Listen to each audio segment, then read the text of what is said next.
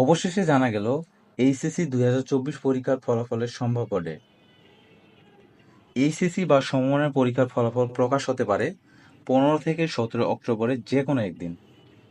যে সকল বিষয় পরীক্ষা অনুষ্ঠিত হয়েছিল সে সকল বিষয়গুলো মূল্যায়ন করে ফলাফল প্রকাশ করা হবে, এবং যে সকল বিষয় পরীক্ষা হয়নি সেগুলো বিষয় ম্যাপিং অর্থাৎ এসএসসি পরীক্ষার ফলাফলের ভিত্তিতে বিষয় ম্যাপিং করে ফলাফল প্রদান করা হবে।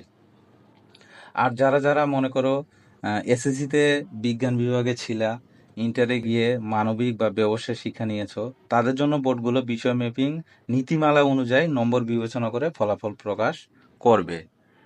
তো তোমাদের এইচএসসি 2024 পরীক্ষার ফলাফল প্রকাশ হচ্ছে 15 থেকে 17 অক্টোবর। এই 3 দিনের মধ্যে যে কোনো একদিন তোমাদের এইচএসসি 2024 পরীক্ষার ফলাফল প্রকাশ করা হবে।